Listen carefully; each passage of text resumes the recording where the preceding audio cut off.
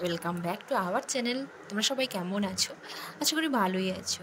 তো আজকে নতুন ব্লগ নিয়ে পুরো তোমাদের সামনে হাজির হয়েছি। ব্লগটা খুব খুব খুব ভালো ব্লগ।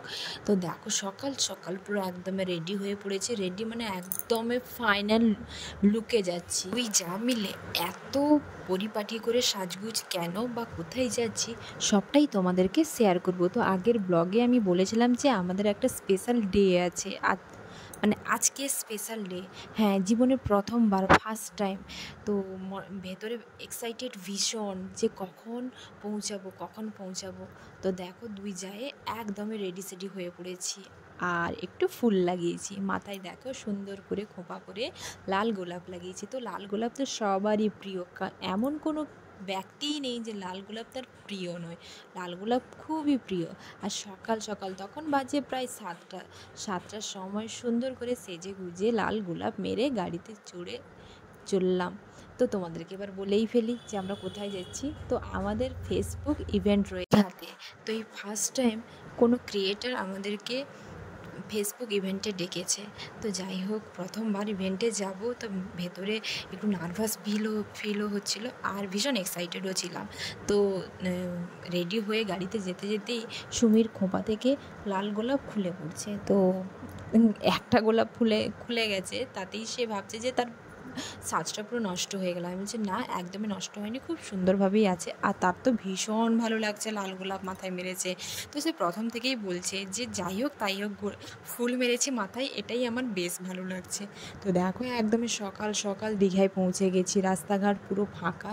যত কাছে যাচ্ছি তো তত যেন নার্ভাস ফিল হচ্ছে। দুজনকে বলছে যে কি হবে আজকের দিনে, কি হবে। যেহেতু আমাদের ফার্স্ট টাইম জীবনে কোনো ইভেন্টে যাওয়া, আজ অবধি আমরা কোনো ইভেন্টে যাইনি, এটাই হচ্ছে আমাদের ফার্স্ট টাইম ইভেন্ট। তো কি হবে সেখানে, কত বড় বড় সব ইউজাররা আসবে, তাদের সঙ্গে মিট হবে, কথা বলবো, এইসব ভাবনা চিন্তা যেন মাথায় কত কি চলে আসছে। তো যেখানে হচ্ছে আমাদের, তো সেই জায়গাটা আমাদেরকে বলেছিল ফোনে, কিন্তু প্রপারলি যে কোথায়, মানে সেটা জায়গা তো দীঘাতে আমরা চিনি না। বলেছিল যে ওল্ড দীঘার বিশ্ববাংলা পার্কে। তো সেই ওল্ড দীঘার বিশ্ববাংলা পার্কটা খুঁজতে একটু সময়ও লাগছিল, যেহেতু দীঘার সত্যি কথা বলতে কি দীঘার এত কিছু আমরা জানি না যে কোথায় কী। দীঘা গেছি অনেকবার ঠিকই, তো সমুদ্রের পাশে ভিডিও করে চলে এসেছি, কিন্তু দীঘার যে কোথায় গিয়ে এত ডিটেলসে সত্যিই জানি না। তো খুঁজতে একটু সময় লাগছিল। এদিকে সেখান থেকে ফোনও আসছে, তাড়া দিচ্ছে যে পৌঁছানোর জন্য। তার জন্য তো দুটো মিলেই যেন আরও বেশি নার্ভাস ফিল মনে হচ্ছে। তো যাই হোক, ড্রাইভার কাকুটা সত্যি খুব ভালো ছিল। সে তো মানে জিজ্ঞাসা করে বলে দিচ্ছিল যে ঠিক মানে কোথায় পার্টিকুলার কোথায় যেতে হবে। এই যে দেখতেই পাচ্ছ তোমরা যে সুমি একটা দাদাকে জিজ্ঞেস করছে যে ওল্ড দীঘা আর বিশ্ববাংলা পার্কটা কোথায়। তো ওই দাদাকে ওই দাদা যে অর্গানাইজ করেছিল, ওই দাদা ফোন করে বললো যে সামনে একটা ব্লু হ্যাভ বলে হোটেল আছে, তো ওরই পাশে হচ্ছে। তো আমরা তো এই হোটেলের নাম ফার্স্ট টাইম শুনলাম, কখনো জানি না।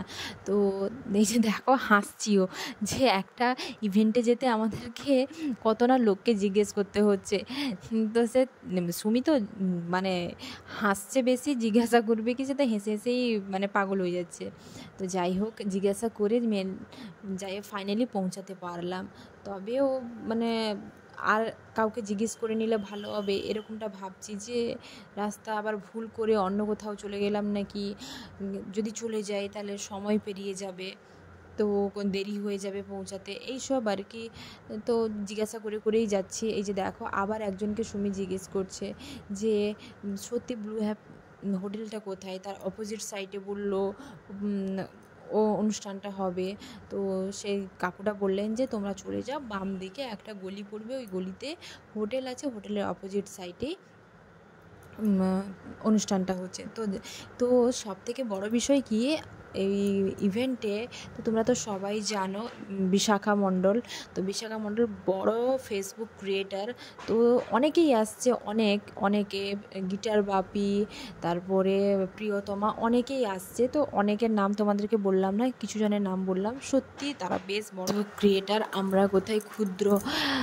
তো যাই হোক, দেখো এইবার মানে ফাইনালি ওই জায়গাটায় প্রপারলি পৌঁছে যাব। আর হয়তো কি বলবো, সামথিং একটুখানি যেতে বাকি আছে। তো এই যে দেখো গলিটা আছে, এই গলিটার সাইড দিক দিয়েই যেতে হবে।